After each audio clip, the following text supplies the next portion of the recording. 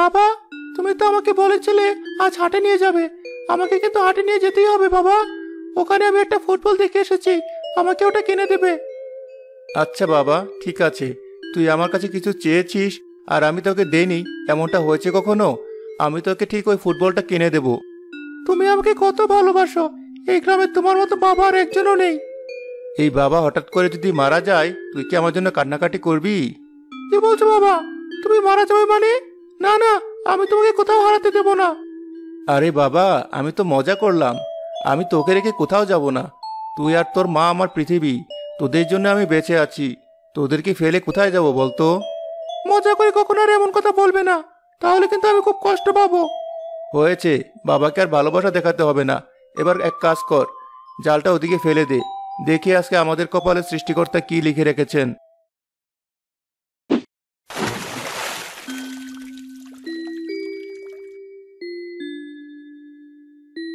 দেখলে তো বাবা, আমাদের ভাগ্যটা আজ অনেক ভালো। কত বড় একটা মাছ পেয়ে গেলাম। চলো চলো, আর দেরি না করে এখন হাটে গিয়ে মাছটা বিক্রি করে দেব। এত বড় মাছ গত 6 মাসে ধরা পড়েনি। এই মাছটা বিক্রি করলে অনেক টাকা পাওয়া যাবে। কিন্তু এই মাছটা বিক্রি করব না, বাড়িতে গিয়ে তোর মাকে রান্না করতে বলবো। অনেকদিন হয়ে গেল ভালো মন্দ কিছু খাই না। না বাবা, মাছ বিক্রি না হলে আমার ফুটবল কিনবে কি করে? আমি ফুটবল কিনবো, আমি মাছ খেতে চাই না। আমাকে একটা ফুটবল কিনে দাও। হ্যাঁ হ্যাঁ হ্যাঁ, তুই ভাবিস না, তোকে আমি ফুটবল কিনে দিয়েই তারপর বাড়িতে যাব। চল দেখি এখন হাটে যাই, তোর ফুটবল কিনে বাড়িতে গিয়ে মাছটা জমিয়ে খাবো।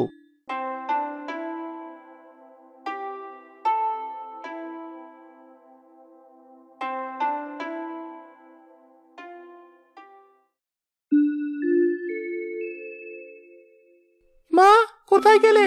দেখো, বাবা আজকে আমাকে কি কিনে দিয়েছে। কত সুন্দর একটা ফুটবল হয়েছে আমার। তুমি আবার খেলনা কিনে এনেছো? তোমাকে কতবার বলেছি এইসব খেলনা কিনে টাকা নষ্ট করো না। এমনিতেই আমাদের অভাবের সংসার, আর তুই কিনা টাকা দিয়ে এসব বাজে বাজে জিনিস কিনছিস। 10টা না 5টা না, একটা মাত্র ছেলে আমার, আর তুমি কিনা ওকে এসব আজে বাজে কথা বলছো? তুমি ছেলেটার মাথাটা একেবারে খেয়েছো। দিনের পর দিন ওর আবদার একেবারে বেড়েই যাচ্ছে। যখন যা চাইছে তাই কিনে দিচ্ছ। এভাবে তুমি ছেলেটার অভ্যাস নষ্ট করে ফেলছো। আরে বাবা, একমাত্র ছেলে আমার, ওর শখ যদি পূরণ না করি তাহলে কি করে হবে? বলা তো যায় না কবে এই পৃথিবী ছেড়ে চলে যাই। এসব কি অলক্ষণে কথা বলছো তুমি? পৃথিবী ছেড়ে চলে যাবে মানে? মা, বাবা কোথায় যাওয়ার কথা বলছে? আমাকেও কিন্তু সাথে করে নিয়ে যেতে হবে। বাবা, তুমি যেখানেই যাও আমাকে সাথে করে নিয়ে যেও কিন্তু, তা না হলে আমি খুব রেগে যাব। না বাবা, এসব বাজে কথা তোরা বলিস না। তুই আর তোর বাবা ছাড়া এই পৃথিবীতে আমার কেউ নেই। এত তাড়াতাড়ি তোমাদেরকে ছেড়ে আমি কোথাও যাব না। এই নাও, একটা বড় মাছ ধরেছি। আজকে মাছটা বাজারে বিক্রি করে নিই। খুব ভালো করে মাছটার ঝোল রান্না করো। অনেকদিন হয়ে গেল ভালো মন্দ কিছুই খাওয়া হয় না। আমি আর বাবা মিলে মাছটা মেরেছি। আজকে খুব ভালো করে মাছটা রান্না করো, তারপর বাবা আর ছেলে দুজনে মিলে ভাত খাবো। আচ্ছা ঠিক আছে, আমি মাছটা ভালো করে রান্না করছি। তোরা দুজন গোসল করে আয়। একদিন রায়হানের বন্ধু জয়নাল হঠাৎ করে তার বাড়িতে এলো। রায়হান ভাই, বাড়িতে আছো নাকি? তোমার জন্য একটা বড় সুসংবাদ এনেছি।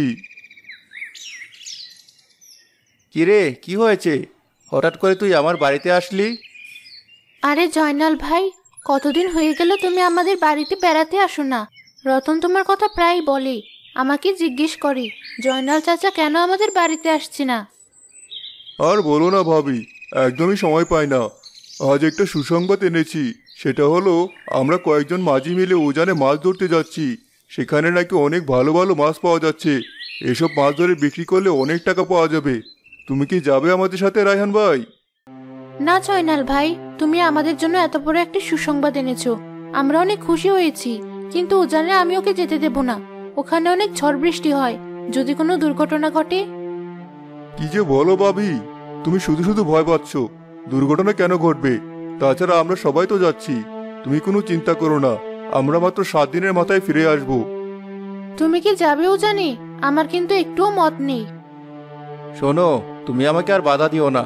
আমি উজানে মাছ ধরতে যাব। তুমি তো জানো সংসারের অবস্থা একদম ভালো না। ছেলেটা বড় হচ্ছে, ওকে ভালো একটা স্কুলে ভর্তি করাতে হবে। অনেক টাকার দরকার। মাত্র 7 দিনেরই তো ব্যাপার। আমি যাব আর আসবো। ঠিক আছে, তুমি যা ভালো মনে করো তাই করো, কিন্তু মনে রেখো তুমি ছাড়া কিন্তু তোমার ছেলে আর আমার কেউ নেই। সেখানে গিয়ে আবার কোনো সুন্দরী মেয়েকে বিয়ে করো না। তোমার মাথা কি ঠিক আছে? আমি তোমাদের কতটা ভালোবাসি তা তোমরা নিজেরাও জানো না। তুমি আর রতন ছাড়া আমার জীবনে আর কখনো কেউ আসতে পারবে না। বাবা, তুমি কোথায় যাচ্ছ? আমাকেও সাথে করে নিয়ে যেতে হবে। তুমি একা একা কিছুদিন জয়নাল চাচার সাথে মাছ ধরতে যেতে পারবে না। তুমি যেখানে যাবে আমি সেখানেই যাব। লক্ষ্মী ছেলে আমার, তুমি তো এখন অনেক ছোট, আর একটু বড় হও, এরপর আমি তোমাকে নিশ্চয় তোমার জয়নাল চাচার সাথে মাছ ধরতে নিয়ে যাব। বাবা, আসার সময় কিন্তু তুমি আমার জন্য নতুন খেলনা আনবে। সেখানে তো মাছ বিক্রি করে তুমি অনেক টাকা পাবে। ছেলের খালি বায়না আর বায়না, তোমাকে কিছুই আনতে হবে না। তুমি শুধু ভালোই ভালোই ফেরত এসো, তাহলেই আমরা খুশি। আমরা তোমার জন্য অপেক্ষা করব। জয়নাল আর রায়হান মিলে মাছ ধরতে চলে গেল, কিন্তু 1 মাস পার হওয়ার পরও তাদের দুজনের কোনো খোঁজ পাওয়া গেল না।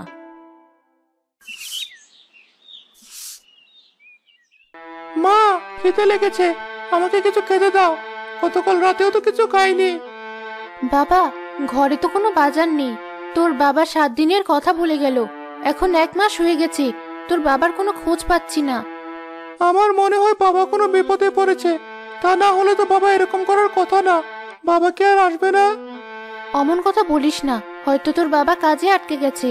দেখবি সময় হলে তোর বাবা নিশ্চয়ই ফিরে আসবে। এক কাজ করি মা, কাল থেকে আমি স্কুলে যাওয়া বন্ধ করে দেই। স্কুলের এত টাকা বেতন তুমি দিতে পারবে না। এর চেয়ে বরং আমি কোনো চায়ের দোকানে কাজ করি। না বাবা, যত কষ্টই হোক তোকে পড়াশোনাটা চালিয়ে যেতেই হবে। তোর বাবার অনেক স্বপ্ন ছিল, তুই পড়াশোনা করে মানুষের মতো মানুষ হবি। তোর বাবা ফিরে এসে যদি জানতে পারে আমি তোকে স্কুল ছাড়িয়ে দিয়েছি, তাহলে খুব রাগ করবে। মা, পাশের বাড়ির ফাতেমা চাচির বাড়িতে দেখো না ভাত পাওয়া যায় কিনা। তুমি তো জানো আমি খিদে একদম সহ্য করতে পারি না। দাঁড়া বাবা, আমি ফাতেমাদের বাড়িতে গিয়ে দেখছি কোনো খাবার পাওয়া যায় কিনা।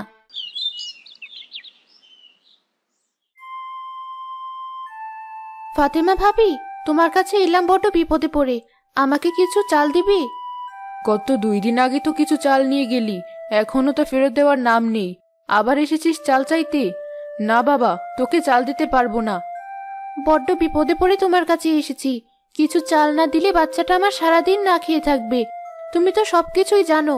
আমার স্বামী যে কাজে গেছে, এখনো ফেরার কোনো নাম নেই।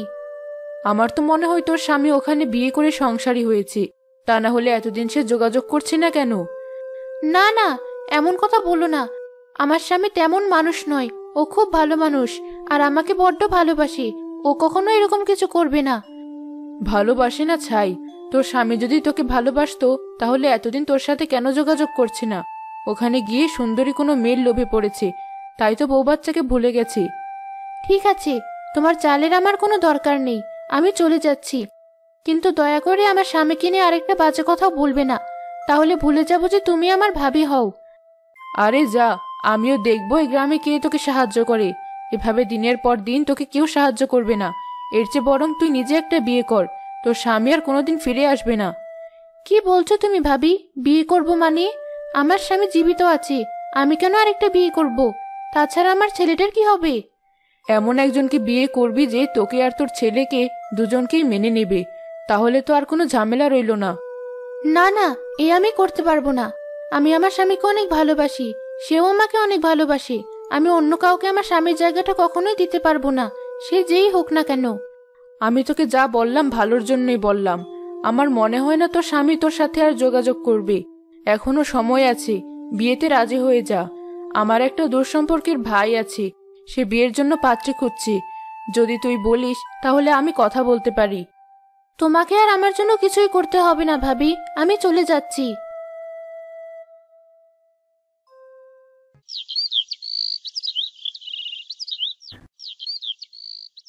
এভাবে কেটে গেল 6 মাস।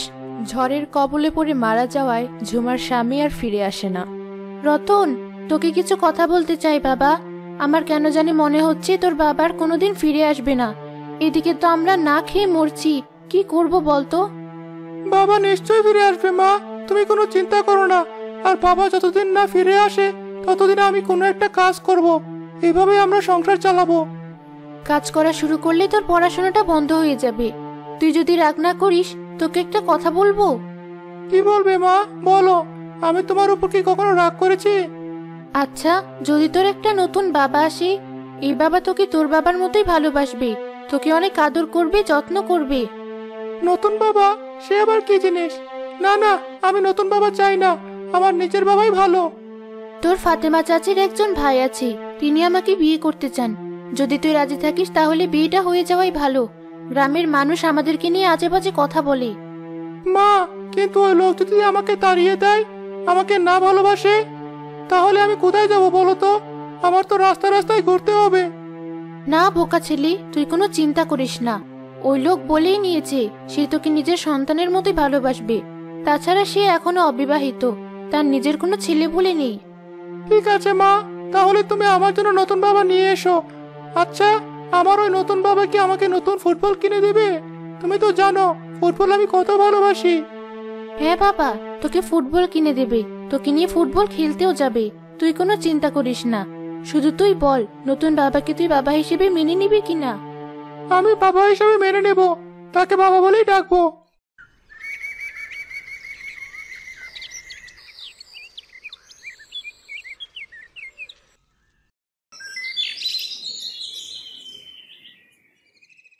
কিরে রতন, তোর মা নাকি আবার বিয়ে করছে? দেখবি এখন তোর নতুন বাবা তোকে আর ভালোবাসবে না, তোর এখন সৎ বাবা হবে। কে বলেছে? নতুন বাবা আমাকে ফুটবল কিনে দেবে, চকলেট কিনে দেবে, আর আমাকে সাথে করে তাদের বাড়িতেও নিয়ে যাবে। তুই সত্যি অনেক বোকা। ওই লোক তোর মাকে বিয়ে করে এখান থেকে চলে যাবে, তোর দিকে ফিরেও তাকাবে না। আমার মা কখনো মিথ্যা কথা বলে না। আরে শোন, আমাদের ক্লাসে পড়ে ঋতু আছে না, ওর মা মারা গিয়েছিল, তারপর ওর বাবা আরেকটা মেয়েকে বিয়ে করে। তার নতুন মা ওই মেয়েকে অনেক মারধর করতো, ঠিক মতো খেতেও দিত না। দাঁড়া, আমি এখনই ফাতেমা চাচির কাছে গিয়ে জিজ্ঞাসা করছি। তার ভাইয়ের সাথেই তো মার বিয়ে হতে চলছে, সে নিশ্চয়ই আমাকে সত্য কথাটাই বলবে।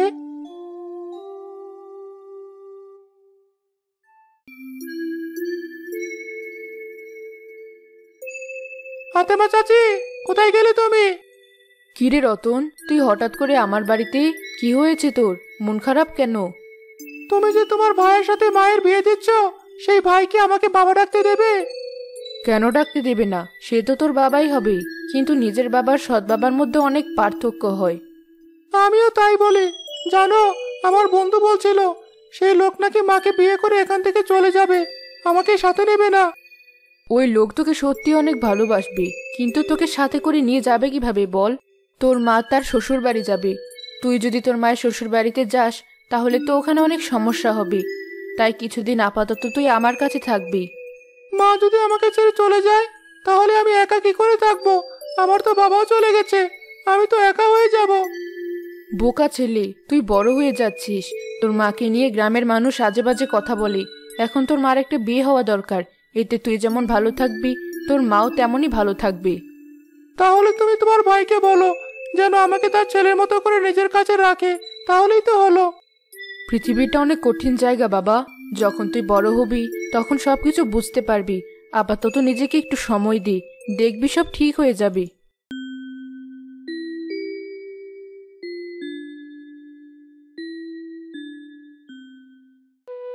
আমার কথা বিশ্বাস কর বাবা, আমি 1 মাসের মধ্যেই তোকে সাথে করে নিয়ে যাব। তুই কটা দিন শুধু ফাতেমা ভাবির কাছে থাক। মা, তুমি ছাড়া আমি কি করে থাকবো? আমার তো কেউ নেই, আমি একা একা থাকতে পারবো না। এখন যদি তোকে সাথে নিয়ে যাই তাহলে তোর নতুন বাবা অনেক রাগ করবে। রতন শোন বাবা, ওই লোক তোর মাকে বিয়ে করেছে, এখন যদি তোকে সাথে করে নিয়ে যাওয়া হয় তাহলে সে অনেক রাগ করবে। কি ব্যাপার, এখানে এত হইচই শুরু হয়েছে কিসের? গতকাল রাতে বিয়ে হয়েছে, আজকে আমাদের তাড়াতাড়ি বের হতে হবে, তা না হলে অনেক দেরি হয়ে যাবে। এই তো আমাদের হয়ে গেছে, ছেলেটাকে ফাতেমা ভাবির কাছে কিছুদিন রেখে যাচ্ছি। ছেলেটাকে রেখে যাচ্ছি মানে? ছেলেটাকে তুমি কোথায় রেখে যাচ্ছ? ও আমাদের সাথেই যাবে, এখন থেকে আমার ছেলে আমার সাথেই থাকবে।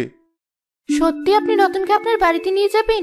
আমি ভেবেছিলাম ওকে সাথে নিলে আপনি রাগ করবেন। আয় বাবা, আমার কাছে আয়। তুই আজকে থেকে আমার ছেলে, আর আমাকে বাবা বলে ডাকবি। তুই নাকি ফুটবল খেলতে অনেক পছন্দ করিস, তোকে আমি অনেক বড় বড় ফুটবল কিনে দেব। সৃষ্টিকর্তা আপনার অনেক মঙ্গল করুন। আপনি একটা মায়ের বুক খালি করে দেননি, আমার ছেলেকে নিজের ছেলের জায়গা দিয়েছেন। আমি সারা জীবন আপনার গোলাম হয়ে থাকব। তোমাকে আমার গোলাম হয়ে থাকতে কে বলেছে? আমার স্ত্রী সন্তান দুজনেই আমার কাছে সমান গুরুত্বপূর্ণ। আমি কখনো চাই না আমার সন্তান অন্য কারো কাছে বড় হোক। আজকে থেকে তোমাদের সব দায়িত্ব আমার। কিরে, আমাকে বাবা বলে ডাকবি না? হ্যাঁ, আমি তোমাকে অবশ্যই বাবা বলে ডাকবো। বাবা, তুমি তোমার কোলে আমাকে নেবে? নিশ্চয়ই। আমি আমার ছেলেকে কোলে নেব না তো পাড়ার লোক এসে কোলে নেবে? আয়, আমার কোলে আয়। এখন থেকে কিন্তু আমি যেখানে যেখানে যাব তোকে সাথে করে নিয়ে যাব। হাসান, রতন এবং ঝুমা মিলে খুব সুন্দর এক পরিবার গঠন করলো।